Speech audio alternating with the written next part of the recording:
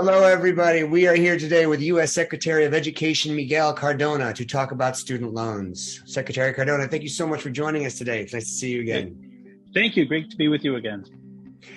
President Biden recently announced a broad student loan forgiveness program for people with federal student loans who fall below a maximum income, offering at least $10,000 in forgiveness and $20,000 for those who receive Pell Grants. So can you explain a little bit how the program works and why the administration picked the forgiveness amounts and income caps?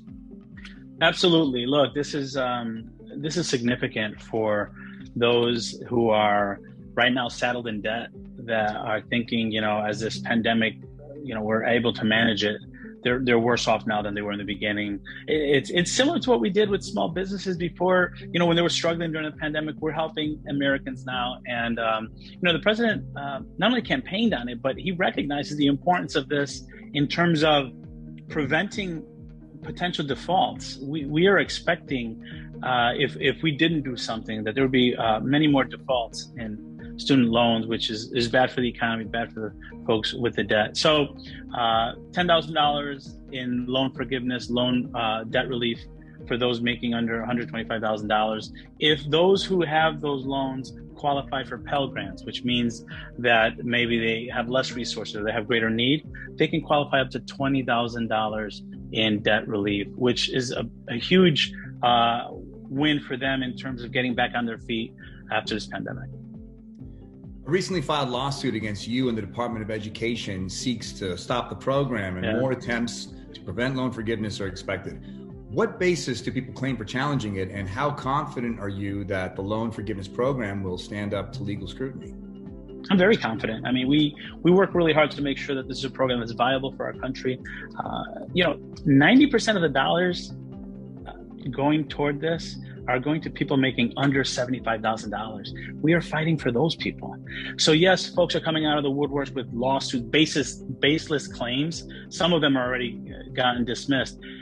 They want to stop this. We're fighting for those borrowers who are trying to chase the American dream and right now are saddled in debt. We know this is only a part of fixing a broken system that has prevented too many Americans from accessing the American dream by going to college. The loan debt relief, work that we're doing here is part of it. We know that there are folks that are trying to stop it. These are the same folks, unfortunately, that in 2017, they supported the tax relief plan that aided people making over $85,000 a year. So look, our focus is on helping middle-class Americans, folks who are struggling, get back on their feet after this pandemic. And we're confident, not only that this is good for America, but that we're going to persevere here. And these lawsuits are not going to stop us. As always, we had many questions from our ASP community, one of which was, do you think that there will be additional opportunities for loan forgiveness in the future? Absolutely. I said a minute ago to Chris that this debt relief announcement that the president made is significant, right? But it's not the only thing we're doing to address what I call the broken system. When we came on board, we have for example, a public service loan forgiveness system. If you're a public servant and you've been paying your student loans for 10 years and you've been serving the public for 10 years, you should have your loans forgiven. That's what the law that was passed in 2007 said.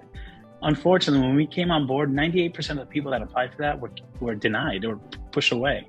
We're fixing that. So look out for better implementation of public service loan forgiveness. We're talking teachers, nurses, veterans who are serving the public because they want to make their community better.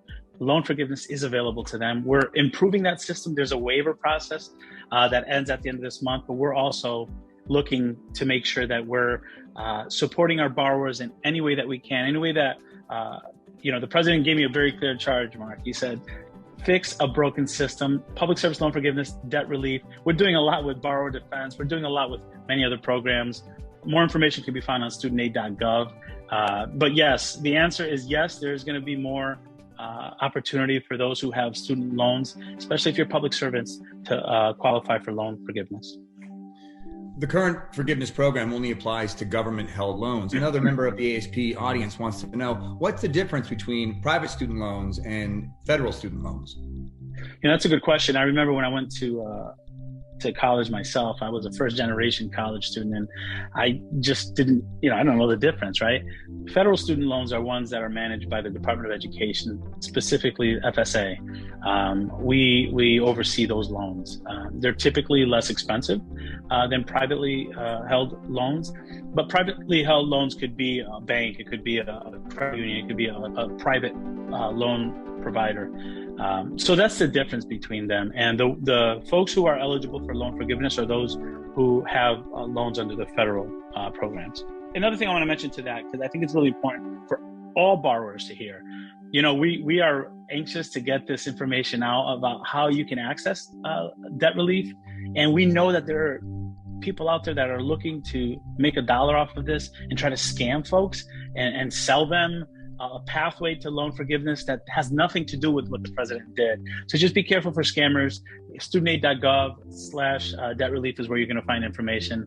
Be aware that there are scammers out there that are going to be in full force. So stay a step ahead. Follow us on studentaid.gov. On the subject of private student loans, what, if anything, can the government do to help people with the privately held student loans? Right. So what we're trying to do is, communicate very clearly with them what they're eligible for, what they're not eligible for. And again, help them be aware of those who are trying to scam them into going somewhere it's going to be more expensive, or they'll give out their personal information.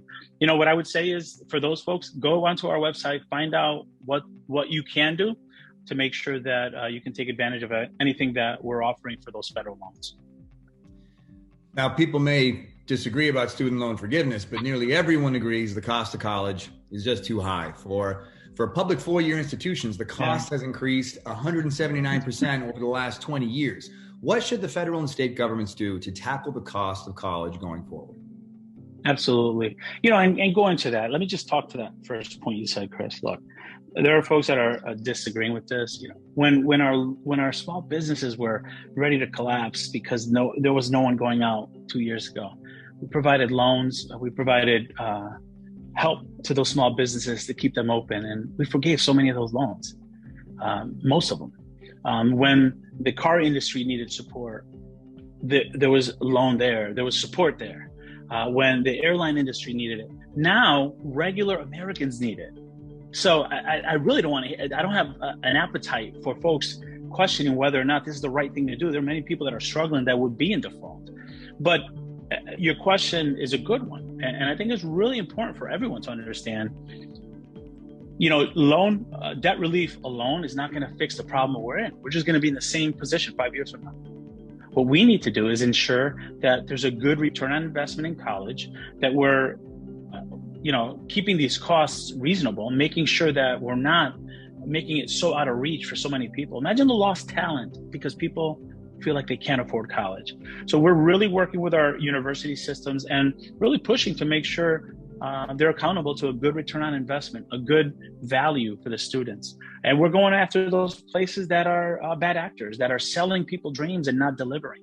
We're shutting them down. We're shutting down the accreditors that are giving them the ability to do that. If you look at what we've done in the year and a half, we're addressing a broken system. Debt relief is a part of it. So first thing is making sure that the tuition is reasonable. It's ballooned partly because states have also decreased funding in higher education. If you look at, and we're developing these data now, some states have gone down over 20% in funding in higher education. What does that mean? It means that tuitions are going to go up. So it's all hands on deck. We're going to work with governors. We're going to work with state legislators. We're going to work with college presidents to make sure that we're improving the return on investment, making sure more students have access to higher education, to chase their dreams and live out a great life. Because we know if you graduate college, your earning potential is higher. That's good not only for the student, but for the economy, for the community that they live in. That's our goal, and that's what we're focusing on. Secretary, it's always a pleasure to talk to you. Thank you so much for taking some time out. Thank you so much, of course, sir. Gentlemen. Take care. Take care. Have a good day. Have a good day.